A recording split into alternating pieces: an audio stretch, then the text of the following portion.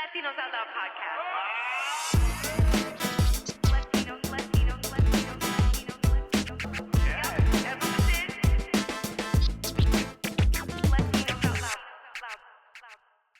Yo, yo, yo, yo, yo, yo, elueleros! Happy summer! Oh, I am still here on vacation, living my best life, as the kids say. Here in sunny Florida, you see the sun is beaming behind me. I put on extra deodorant today, even though this is a virtual interview with a very special guest. I really don't want him to smell my funkiness through the camera, you know? And you know how it is in Florida. You need that arid, extra dry, okay? Anyway, elueleros, how are you today? Es tu amiguita Rachel La Loca here with another episode of Latinos Out Loud. LOL if you like acronyms the way I do. And I have a feeling that today's guest loves acronyms. I have a feeling he loves all grammar because he's an author and an illustrator. And I am so pleased to welcome yet another author with another title out from Simon & Schuster, who's like killing it right now, SNS. Please put your hands together, wave your books in the air for author illustrator John Parra. Hi, John. Hey everybody, how's it going? I think everybody's doing great, and probably better that they hear your voice, because we're going to hear and learn so much from you today. I love having authors on the show for so many reasons, because we get to talk about your writing process, the journey, where this title even came from. And what I love so much about authors that come on Latinos Out Loud is that your work is infused with cultura. We're going to hear about how the culture has been injected into this title. And I don't know about you, elueleros, and you, John, but when I see a book that touches on my culture, because there's not that many out there, comparatively speaking, I get so excited. As a mom, too, I'm like, yes, my kids will be able to see themselves more than I did growing up, thanks to authors like yourself. So first, welcome to the show. Congratulations. How are you doing today? Oh, thank you for having me, Rachel. It's a pleasure to be here. It's so nice to have you. Again, I mentioned off air that we've been going back and forth for quite some time. The publisher was nice enough to send me a copy of this beautifully illustrated book, which, you're a Jose of all trades. Like, you wrote the book, you illustrated the book, and congratulations, I should probably say the title of the book, This Moment is Special, is the name of the book, and actually this moment right now is also special. Yes, yep. And there it is. He's holding it up for those of you listening and not watching on YouTube. John, tell us about, I know this is going to sound like a generic question, which you've probably heard before on your book tour. That rhymed, bars. But what was the inspiration behind this particular title? Well, the inspiration behind the book, This Moment is Special, kind of has been with me for many years. It's a story about Dia de Muertos, which is the Day of the Dead, celebrating the Day of the Dead, but it's also really originated in mindfulness, and just being appreciative of all the little moments in your life. And so the character is introduced as this little boy who is a skeleton, a calavet, and they kind of have a special day, a day that begins with a promise. And throughout this day, they have these special moments and special memories. And he's with friends, he's with family, he's with his family.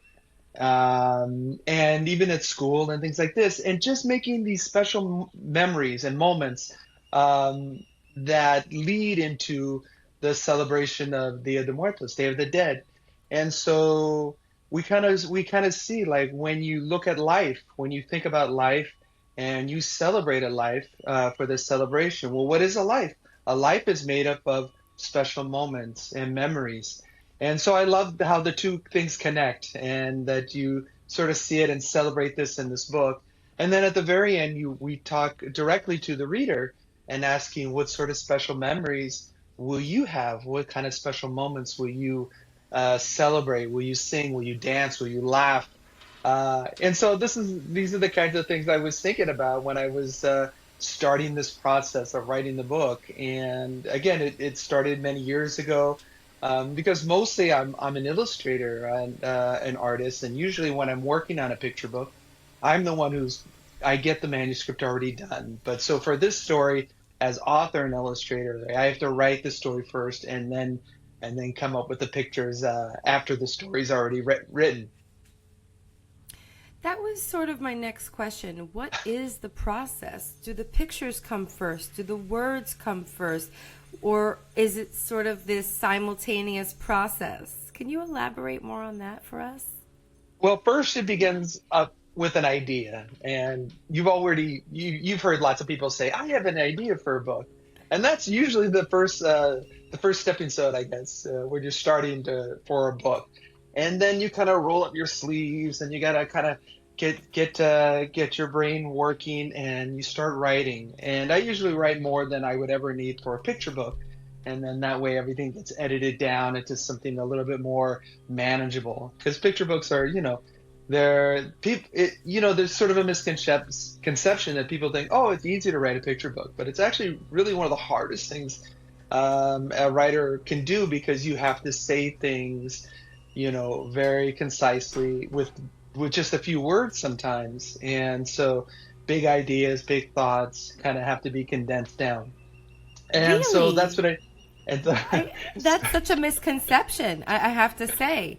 Picture books, like you would think, are like easier than like booky books. You know what I mean? No, it's from what I've heard, and I'm colleagues and friends with many different authors, and they all say the same thing.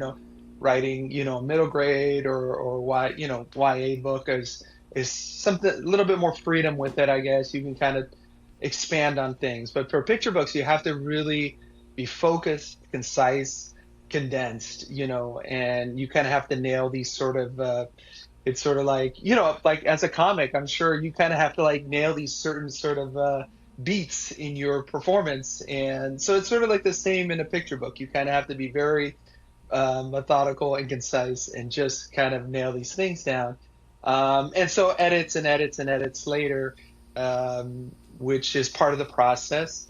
Sometimes you feel like, oh, this criticism or constructive criticism you're going through can be a challenge, but we're all working, when you're working with editors, but you're all working towards this main goal of making this wonderful and kind of flowing and important book. And so that's the part one of the book. You're trying to get that story as strong as it can be, and it's always sort of in process until the very end, to be honest.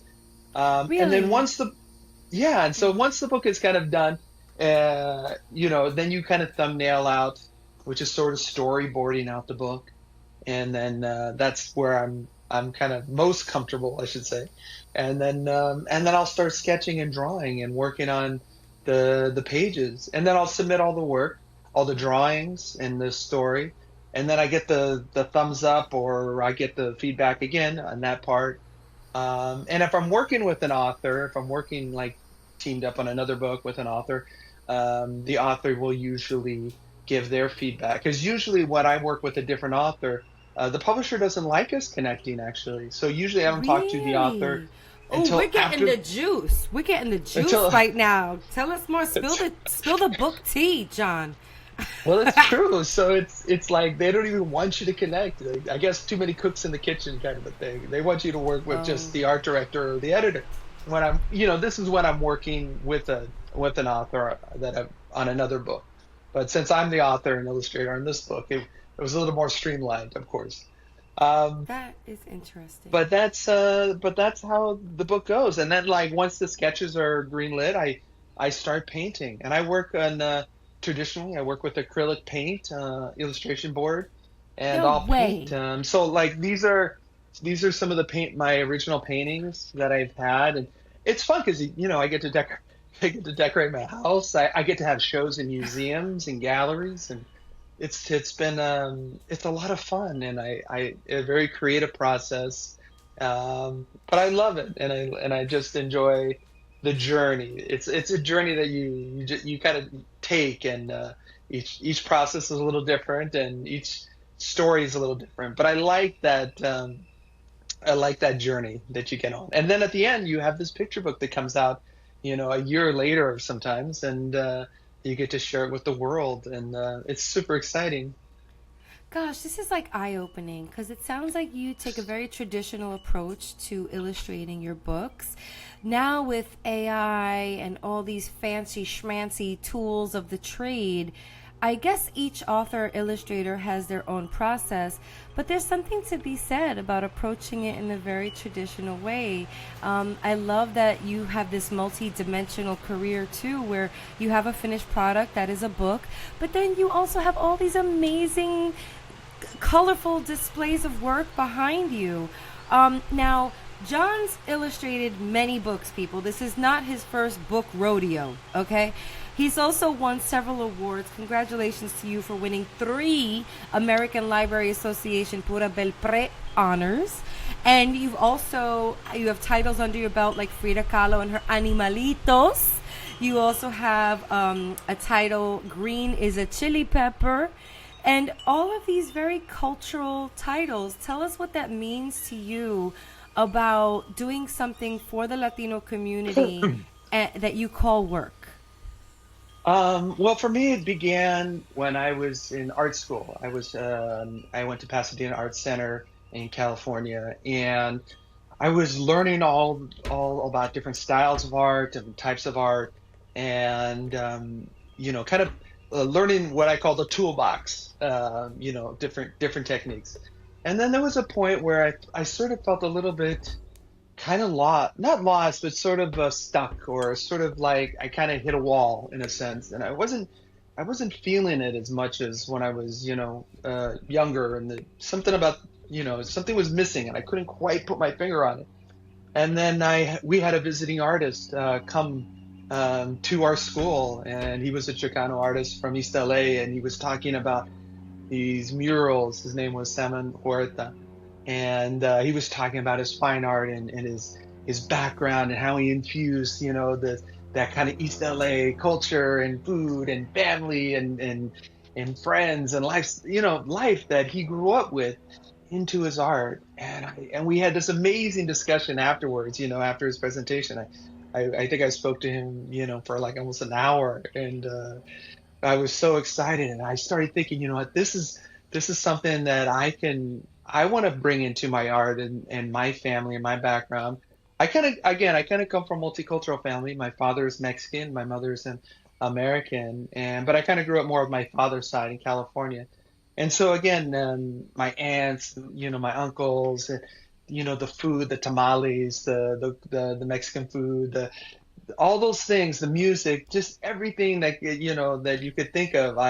Uh, I was thinking about when I wanted to do my next art project, and funny enough, the first thing that I decided to do was this art piece on Dia de Muertos, Day of the Dead. And back then, this was back in the like mid '90s, I guess, and it was people knew about it, but it wasn't as popular it is today. In this culture anyway, in this country anyway. But to me, it was like I had so much fun working on that piece. It was like everything that I learned about art and everything that came from my background, it just exploded into this excitement all over again. And I got so passionate about this piece that I did, and it was a kind of a simple piece, and it was something that but it felt in my heart like this is what I want to continue to infuse in my work for the rest of my career. So all the choices that I've done and books that I've worked on, I kind of have those themes running through it about culture and about my background, and kind of celebrating those ideas and those themes, and just making it introducing it to people in our community and people outside our community. But I wanted us to be a celebration together, and that's kind of where my my career really kind of started in that at that moment right there and that day. That is so lovely. And can I just say something? Okay, as the host of this show, I've got this bird's eye view, right? Where all the guests come on, and there has been this common denominator that is just so lovely to hear about. And I think it's a Latino thing, or whatever you want to call us, Latinx, Latin Y, Latin AB positive. They're calling us different things every day. But everyone who comes on this show is doing projects with real purpose. And I don't think that's something that I'd find outside of interviewing Latino artists, authors, directors, writers. It just seems like it always comes back to this purpose-driven goal where passions come into play. And it's just so beautiful. I love hosting this show for that reason, because I get to hear from amazing talent like yourself who come and talk about work, but work is also surrounded by Latino passion points: food, music, culture, family, storytelling. Like, you can only find that deep-rooted, like, love for storytelling and passing down generational traditions like Dia de Muertos in our culture. So I'm just saying that out loud. Well, it's Latinos out loud, so I'm going to say a lot of stuff out loud. Anything that comes to my brain, I really say out loud on this mic. But it's just really amazing. And I guess I want this to resonate with those listening and watching, in that you can do this too, people. You can do this too. You can find out what you're passionate about. If you want to elevate your own people and your culture, write about it, blog about it, make movies about it, make books about it. Like, just do something about it, like John said. So I just want to applaud you for tapping into that. And all the other 437 guests that I've interviewed since the beginning of this show. Everyone is doing this with purpose, and I do feel like collectively we are giving ourselves louder voices. Thanks to these projects, our voices are being amplified, our stories are being shared, and I get to read books like this to my kids, where they're like, oh, this was for me, created by somebody who's kind of like me, right? And that's so important, you know. Like, I'm lucky and grateful every single day I get to work on these types of projects. And one of the things now, like, I especially love doing a lot of school visits, because, like, you know, I want the next generation, the next group of kids, the next group of young creative people, you know, to come up and also to share their ideas, just like you said, to share, express themselves, write it down, write a story, write their stories, do their art, be creative, be out there, and showing, if I can show them the way, because I didn't know you could do this as a kid.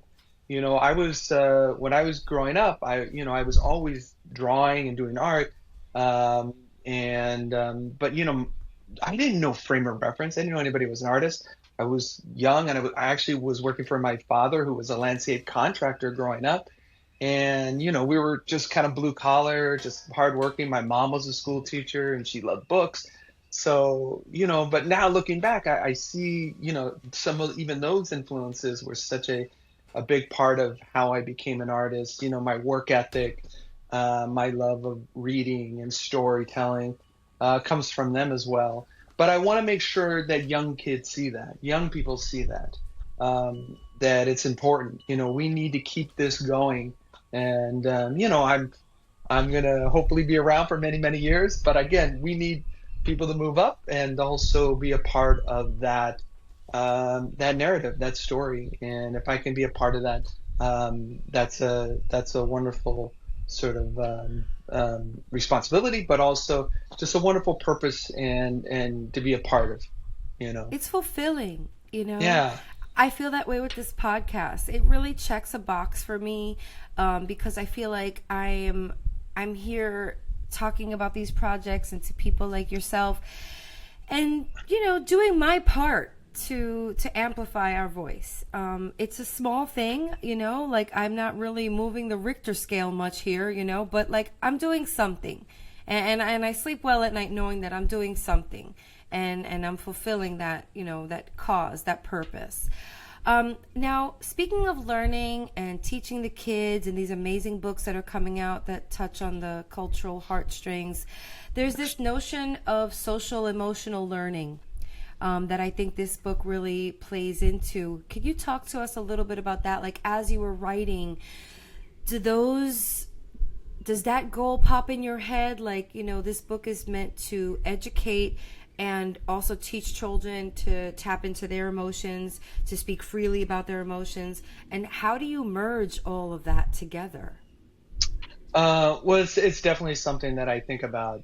Growing up, again, I was kind of introverted, and I internalized a lot of thoughts and emotions, and I kind of related, a lot to, childhood development. My wife is actually a social worker. She works for the city of New York, and has Oh, her wow. master's degree, and she works for a program Cool. called Early Intervention, who helps kids, 0 to 3 years old with a developmental delay. So we have a lot of conversations about early childhood development and what it means to kids growing up, and kind of having sort of speaking about social emotional, issues, or ways of expressing themselves.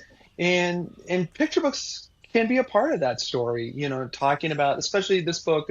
Again, I mentioned it's also, not only about Day of the Dead, but Dia de Muertos, but also about mindfulness.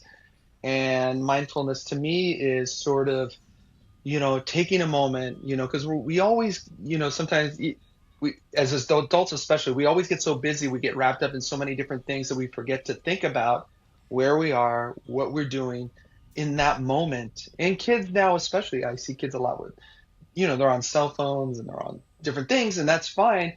But there also should be moments where you have to, we should be in the moment, especially if we're outside and we're, looking at nature, or we're experiencing a good story or a good book, or we're enjoying a meal with family or something, should we should take time to kind of celebrate those moments. And I think that's what the kind of the book is also talking about. And the moments that are kind of expressed in the book are all, again, seen through this character of this little boy. And, sometimes the experiences in the book are even a little bit scary. Like he has to get up in front of people on a stage and talk to his class, but that is a special moment as well. And I can remember as a kid, having to get up and say something or give a speech It's or so something like scary. that. It's It's so scary as a scary. kid. And Yeah, to of acknowledge course. that, and to acknowledge those things, but also other happy things, it's just, it's a part of life. And it's okay to be a little scared, and you need to find courage, but it's a part of who we are and what we go through. And it kind of defines, um, the one thing I'll say is, like, we have a resilience, especially in Latino culture. We have resilience. We go through Yes. things in life, and we get to the next level through just sheer. I'm not gonna, we'll internalize it. It's tough sometimes, but we'll internalize things, and we kind of always able to find a way to move forward. I think one of the ways we move forward is through our humor. Uh, my dad was a laugher, I should say. He loved comedy. He loved enjoying himself. My friends would actually come over just to hear my dad laugh sometimes, because my dad had I this love wonderful that laugh. so much. Oh my Yeah, gosh. As a comedian, I appreciate that. it, and I think that's one of the healthiest things, one of the most resilient things you can have. And I think celebrating that, and especially in our kind of sense of humor in our culture, because I find it a lot in Latin families, like they're joking with each other, they're laughing with each All other. the time. Yep. There's such a special sense of, like, her humor in us. And my dad was just, he was like, him and his sisters. Oh my God, you got them together, and they were, forget it. It was like, it was a whole other level of funniness going on. But Oh, uh, that's but I great. love that, and those are special moments. Humor is a special moments, and you have to be in the moment. You have to be, like, when you're laughing, you are in the moment, and that's what's so great about the laughter, and how important it is in our uh, in community, in family, and everything. So I think that's a wonderful thing as well. And so, again, just acknowledging those things, understanding that, kids go through all sorts of moments in life and growing up, and we've all had them and been there, and that you're not alone. You're a part of a story, and you're part of a community, and we're all in this together. John, I gotta tell you, as a kid, I feared the stage. I feared the spotlight. Now the stage is my home. Now it's my happy place. But It's I ironic. I vividly remember as a younger person, whenever I was put on the spot, whether it was a recorder concert, the recorder or the song flute, or when I first started playing clarinet and I had to be on stage doing a solo, I would turn red as a tomato. Like the cheeks, I felt the blood rushing to the cheeks. You guys ever feel that feeling? Like all of a sudden your armpits are like an inferno, and you're like red as a tomato. And it's so hard to recover from that feeling. And every now and then, as much as I'm on a stage or on a microphone performing, I still get it once in a while. It's like fear coupled with embarrassment, coupled with, wanting to do a good job and being my worst critic. And it's all those things. And like John said, it's normal. We all go through it. I love books like this because this is training. This is preparation for like my children who are now 7 and 10 years old to know that they're not alone. I wish I had more books like this when I was growing up, where I saw myself, where I saw like cultural elements that remind me of who I am and make me proud of who I am. Now, I am going to ask John for a very special moment on this podcast. LOLeros, I love to ask authors and put them on the spot. John, would you be so kind as to read us a few of your favorite pages? An excerpt from This Moment is Special. Sure, I'd be happy to. All right, kids, everybody gather around the campfire, bring your s'mores, dress up like your Dia de los Muertos characters. Let's all give John our ears and open hearts. I'm going to start with the kind of like the first spread of the book, and it's kind of like a very calming effect, just sort of to introduce the character, and it's a very quiet scene where the little boy is waking up very early in the day. So it says it starts. It's early. My house sits quiet and still. Today holds a special promise, una promesa especial. And so I'll kind of go through a little just quickly, but then again, now he's with his family. They're having the breakfast with tamales, avocado, and egg breakfast, and they're all kind of, you can see there's a energy and funness now in this scene. Here they are trying to catch the school bus, running off to school, in class. But there's a couple pages. Oh, here's the scene where he has to get in front of the stage and talk to everybody. So he's very nervous. But the page, let's see, where is the page I really want to? Oh, well, this is one of my favorites too. This is actually later after school. He goes and he meets with his friends. But I just like the simplicity of what is being said. He says, "My friends wait for me. They like me for me. I like them for them. Nos apreciamos."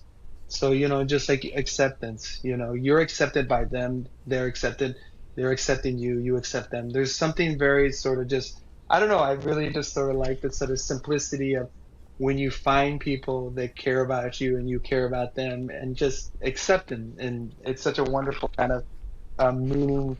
Let me go to, this is my, I had to include a music band scene because I used to play in rock bands when I was younger. I was going to say page 13 is one of my favorites. Okay, go ahead. So these are actually based on some friends of mine. So kind of wanted to include that. I'm sorry. No, I love it. This is like, okay, I am also a band geek, and this is so fun. It conveys just this feeling of unity and musicality and culture with the papel picado in the background. There's a poster of people dancing. This is a beautiful page. It's one of my favorites. And again, when you're playing music or when you're laughing or anything like that, you are in the moment. It's very hard not to be in that moment. And of course, the book is dedicated to grandparents, so I wanted to make sure your abuela was seen. And how generations, different generations, speaking to young people, especially the older generation, with the wisdom that they have, the love that they share, the kindness, teaching them. And also, the little boys also sharing what they can do for abuela, and helping her because they're looking up recipes online, different things like that. Um, the other scene is I really like, is this one because is when you're looking up at the stars. It's also very hard not to be in the moment when you look up at a night sky and you see it filled with stars and you're filled with awe and wonder every single time. So looking up, I see a sea of stars. The constellations in the sky tell stories and myths. I'm in awe. Estoy asombrado.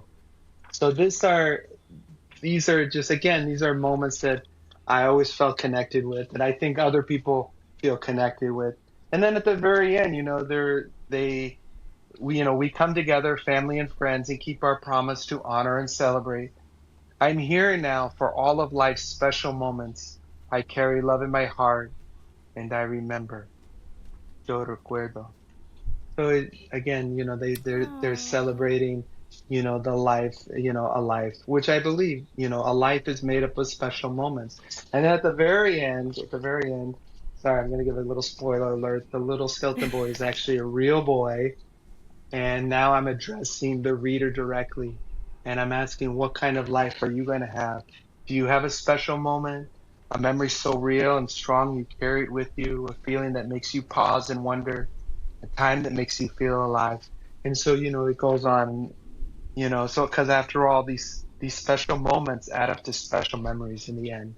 And so this is kind of like, just the whole life is special kind of moments. Every day holds a promise of being special, no matter what kind of day you have. So I kind of gave away a little bit too much maybe, but I just wanted to share all those kind of points and ideas in this story. And I think this book means a lot, in its how I feel about life, and it really kind of internalizes what my emotions are, my thought process are, about when I John. think about family and life and the bigger picture in life. Because again, we get so wrapped up in so many different things, but I hope people just take a moment, parents, grandparents, kids, we all take a moment to kind of just settle in and think about these special moments we have in our life because they add up these special memories in the end. John, thank you. That was so touching and beautiful. And yeah, as a call to action to everybody listening and watching right now, do what John just said. Take a pause. Just take a few moments to think about special times, special moments. Those are going to become special memories. Reflect on them. This isn't just a book for kids. I think this is a book that everyone can enjoy. So let's be sure to go out and support John. The book is available everywhere: Target, Walmart, Amazon, Barnes and Noble, anywhere. Just look it up. It's out by Simon and Schuster July 15th, and it's called This Moment is Special. I want to thank John Parra. Thank you so much for your time. Thank you so much for what you're doing. It looks like everything that you're doing is special and moving our community forward. So super talented. Congratulations on everything. I wish this book tons of success. I will be reading it to my kids, and what I usually do when I get copies of these really amazing books is that I read or they read them, and then I donate them to the school's library. So just we got to keep, that's the lovely thing about books, right? Like, you can pass them down, and pass them on to other people, and they will live almost infinitely as long as you take care of it. You know what I mean? Don't use it like for your cafecito or anything like that, but just keep it going. Keep it moving throughout the family and your friendship circles. John, where could people follow you on social media if they want to keep up with all your projects? Well, they can follow me on Instagram, John Parr Art, Facebook, John Parr Art, or my website, also John Parr Art. And I should also just mention the book is also going to be available both copy in Spanish and in English because I want to make sure that we, reach our community as much as possible. And so, but yeah, I'm on there, social media. Hope to see you there. Say hello. Amazing. Thank you, Lindsay at Simon and Schuster, for coordinating this. This was a very special episode. John, thank you for your time. Thank you. Felicidades. La puerta está Gracias. abierta. So please come back whenever you have something that you want to talk about or just to sip on some cafecito with me virtually. And shout out to you and your wife. It sounds like you've got some really good synergy there. Her being a social worker and you doing all this and what you do for children's literature. All right, LOLeros, that's it. It's been so much fun here. Again, I love having authors and illustrators like John on the show. You could follow me at Rachel La Loca. That's RACHE La Loca. You can also give us a call at 978 Latinos. Follow us at We Are Latinos Out Loud. We are on YouTube, the tube of you. So check us out. You could also listen to us on any platform. Like, subscribe, share, talk about us at dinner. Do what you can to move us forward. And on that note, we out. Latinos Out Loud podcast.